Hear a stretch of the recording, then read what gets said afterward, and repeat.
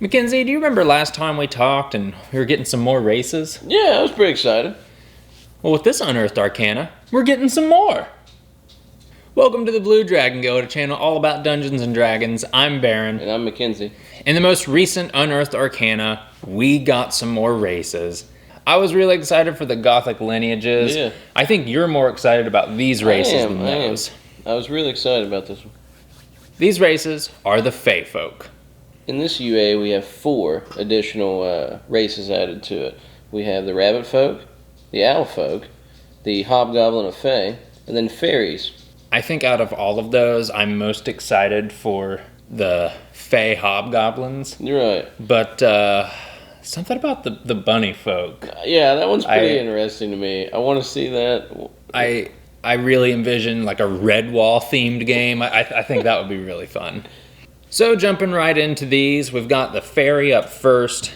You are a Fey creature. Mm-hmm. Your typing is small. You have a 30-foot speed. That's good. Pretty standard, except for the Fey typing. That's definitely different than the humanoid typing that most everything has. We had some of that in the Gothic lineage one that happened. Yeah, we did. We did with the undead or whatever the heck else anything else was. I've already forgotten. Witches. Yeah. With this, you are also giving a fly speed or hover. Yep. Equivalent to what your base walking speed is, which is good to think of. Kind of thought similar with the Aarakocra, where you can get basically some flying with it as well. The cool thing with this flight, though, is that it is magic and it does not require the use of your wings. With also being the fairy, you can get Fairy Fire. Makes sense. Automatically given to her. That's awesome. And you get Druid Craft. That's also given to you just for being that race. That's really fun. You don't really expect a racial ability to give you Druidcraft. I like that. There's a lot of fun applications for Druidcraft. The Druidcraft, it is a cantrip, so you can cast it as many times as you want. But the Fairy Fire, you get it once per long rest. Yeah. You also get an ability called Fey Passage. With this ability, you can squeeze through a space up to 1 inch small.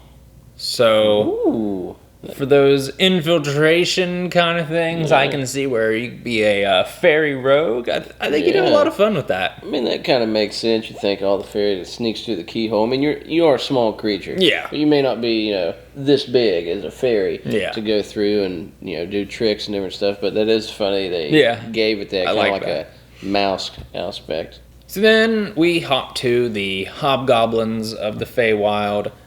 These are really cool just because they deviate so much from the hobgoblins that we're used to seeing that run around with goblins and bugbear. Yeah. They're a humanoid creature type, medium size, 30-foot walk speed. They've got dark vision out to 60 feet, which is pretty cool. Yeah. They also get Fey Ancestry, which gives them advantage on saving throws to avoid or end a charmed effect. Nice, that's good. That's an ability that elves get, and I think that's really, really cool. Adding that in on the hobgoblins. The other thing the Fey Hobgoblin gets is something called Fey Gift. It allows you to use the help action as a bonus action, the number of times equal to your proficiency bonus. Yep. Then it also has another part where you get certain things at level 3 that will change the help action. You get Hospitality. You and the target of your help action each gain a number of temporary hit points equal to 1d6 plus your proficiency bonus. That's really good. You can do Passage. You and the target of your help action increase your walking speeds by 10 feet until the start of your next turn. That's good. And you get Spite. Until the start of your next turn, the first time you or the target of your help action hits a creature with an attack roll, that creature has disadvantage on the next attack roll that it makes within the next minute. And then you're also, you're giving them the help action. Yeah, so that's giving you the advantage. Gives you an increase right there. Yeah. I love the healing one. That one's really cool. That's pretty strong. And, this changes every time your proficiency changes. Yeah. So, you'll get these more and more, and it's in a long rest. So it's not just, I gave the help action. Okay. You could do these even when, say a healing's down, somebody's... I just think it's crazy to heal 2 people at once with it. Yeah. I mean, I know it's not I really like that. But that's really strong. Yeah. The good thing, like you said, it goes up with the proficiency bonus. Yeah. That starts at a +2 all the way up to a +6, starting at level 17. So that's a lot. That's a good bit. As a bonus action, if you have no other reason to have bonus actions with your character, it's perfect. Yeah. And then the Fey Hobgoblin get Fortune from the Mini. If you miss with an attack roll or fail an ability check or a saving throw, you can draw on the bonds of reciprocity to gain a bonus to the roll equal to the number of allies you can see within 30 feet of you to a max of a +5. You can use this equal to a number of your proficiency bonus, and you regain all uses on a long rest. That's really good. I really like that. It's very different from the luck feat and the halfling's luck, which I like because I hate both of those abilities. But I think this approaches it in a better way that's not quite so annoying. Right. The next race we'll talk about is the Owlfolk. When I first read it, I thought it was owlbear because I just stopped after the first word. It wasn't, but still really neat. It's a humanoid. It can be medium or small. You get your choice, which that doesn't... Yeah. I don't even know if that happens with another race. Not off the top of my head. I don't think it does. So that's really neat if you want to switch it up. Their speed is just normal 30, as most creatures are. Yeah. They are given dark vision, which is always super helpful. Yeah. There is no fly speed, so you just can't fly. But if you read a little farther... with their nimble flight ability, they can fly. The owlbear got me again. I'm not reading all this. But yes, with the nimble flight, thanks to your wings, you have a flying speed equal to your walking speed. And when your owlkin falls, you can use your reaction to make a dexterity saving throw of a DC of 10, and that lets you just stop falling and just fly in place. It's really nice. And that lasts until the start of your next turn. Another racial trait they get is Magic Sight. It allows them to cast Detect Magic as a ritual, which is super helpful.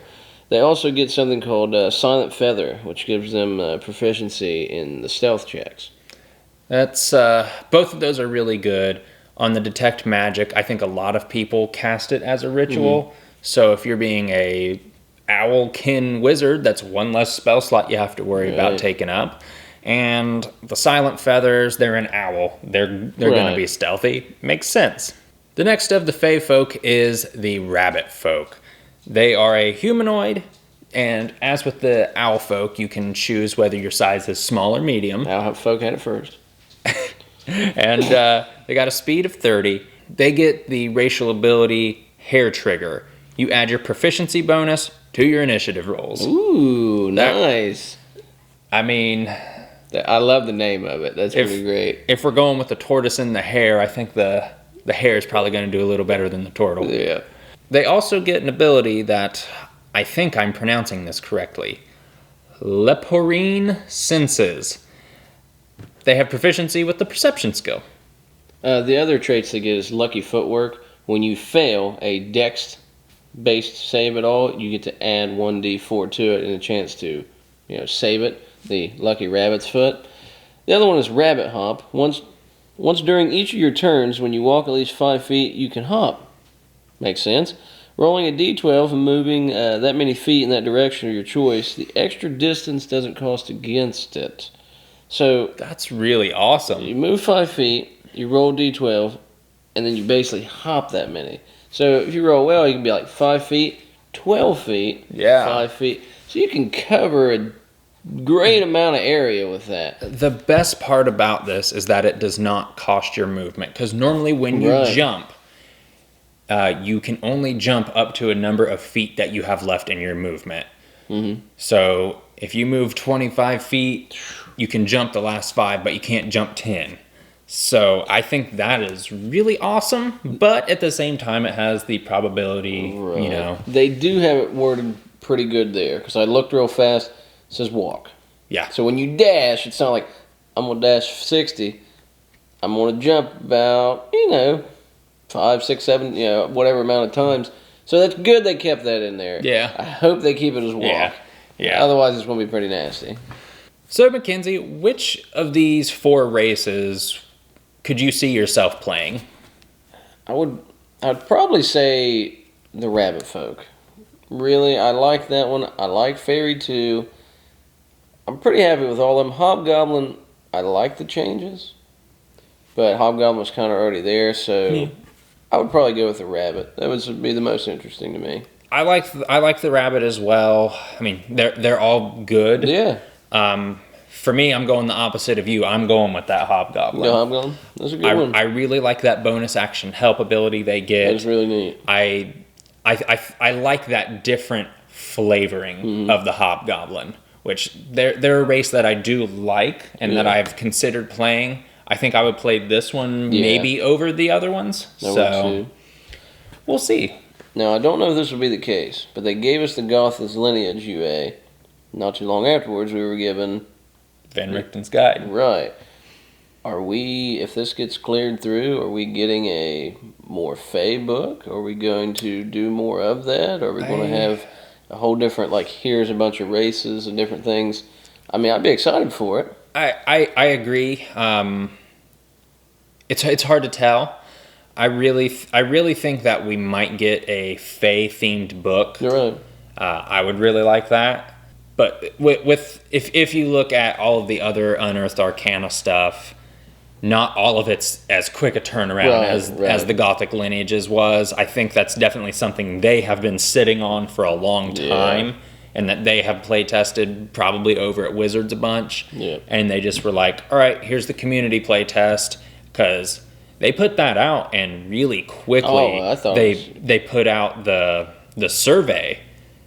Because like the last survey for like the UA before that, I remember it was like a couple weeks, but that survey was out within like days, and like I missed the timeline because I was like, oh yeah, it'll be a little while. It seemed pretty quick of how it got into a book. I don't follow much of the UA when it appears to when it switches, but that one seemed insanely fast to me. It was. I mean, I think whenever they did the redo of the Curse of Strahd book, I think that they had gone through all of the Ravenloft stuff and said, we have enough here. You're right.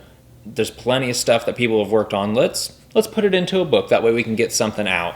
Because if you look at their cycle of everything, like it's pretty rigid, I want to say. Yeah. So I'm pretty excited for that book. I'm excited to see what comes of these Feyfolk races. Oh, I'd be stoked for a book, or even a campaign of just being in the Fey. Yeah. So let's take it down to the comments section. Let us know what you think of the Feyfolk in this Unearthed Arcana. Do you like them? Do you hate them? What would you change? That'll be. And if you'd like to see more D&D content, be sure to like and subscribe. And if you want to see the video we did about the Gothic Lineages, check it out right here. And until next time, keep the dice rolling.